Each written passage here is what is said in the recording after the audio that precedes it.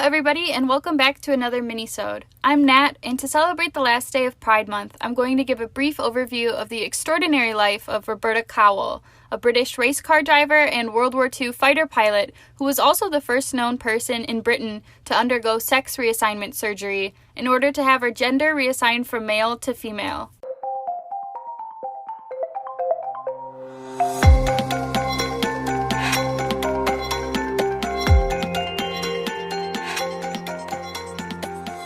Roberta Elizabeth Marshall Cowell was born on April 8, 1918, in Croydon, England. Her father was a high-ranking military surgeon who had served as a physician in both World Wars. From a young age, she had a strong interest in cars and racing. She left school at the age of 16 to work as an apprentice engineer and later joined the Royal Air Force in 1935.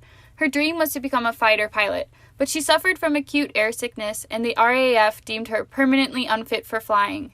Having to choose a different course, she began studying engineering at University College London and entered a series of car races. In 1940, she enlisted in the Army. The following year, Cowell married Diana Margaret Zelma Carpenter, a fellow engineer and race car driver who she had met in college. Together, they had two daughters, Anne and Diana. Cowell and Diana would later divorce in 1952. In 1942, despite having been dismissed from her flying duties early, Cowell was allowed to return to the RAF. There, she would fly combat and reconnaissance missions. After the D-Day landings in Normandy in 1944, Cowell's plane was shot down by German forces, and she was taken as a prisoner of war. Conditions at the prison camp were horrifying, and she would lose 49 pounds due to a shortage of food. When German forces surrendered in May 1945, Cowell was finally liberated and returned to England. Since she was little, Cowell had always felt conflicted about her gender. But after she returned home, she was confronted with a growing sense of restlessness and unhappiness. In her autobiography, Roberta Cowell's Story, she writes that, "It became quite obvious that the feminine side of my nature, which all my life I had known of and severely repressed, was very much more fundamental and deep-rooted than I had supposed."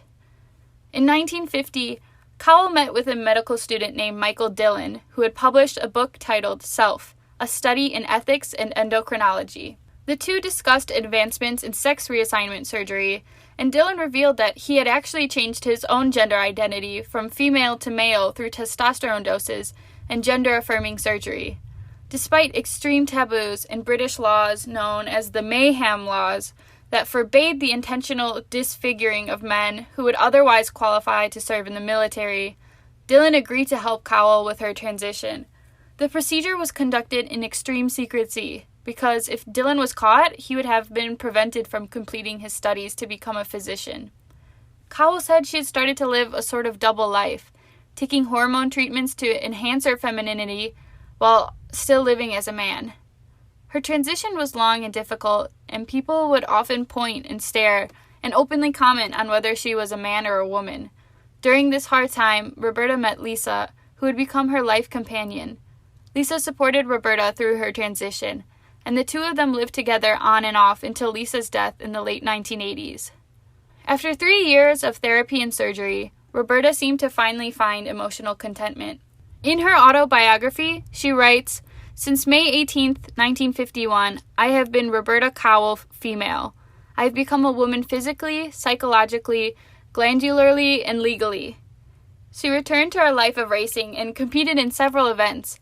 In 1954, she was featured on the cover of Britain's popular Picture Post magazine, and she said she received hundreds of marriage proposals.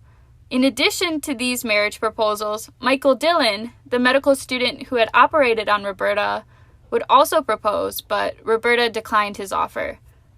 Her autobiography was successful, and in 1972, she was writing a second one, but it would never be published. Roberta Cowell died in 2011 at the age of 93.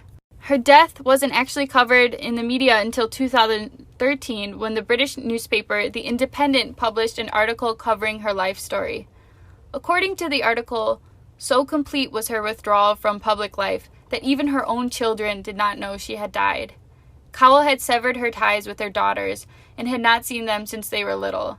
Only a few people attended her funeral, and at Cowell's request, it was kept very simple, with no media coverage or even flowers. Today, We remember Roberta Cowell as an extraordinary woman who led an extraordinary life and helped pioneer gender reassignment at a time where it was punished by both law and society. This has been an episode of How Did We Not Know That? If you liked it, don't forget to subscribe to us on Apple Podcasts, Spotify, or wherever you get your podcasts from. You can also follow us on all social media, including YouTube, at How Did We Not Know That? If you thought our podcast was low quality, we know. We thought so too. Help us improve the podcast by contributing to our Patreon. Thank you for listening, and see you guys next week.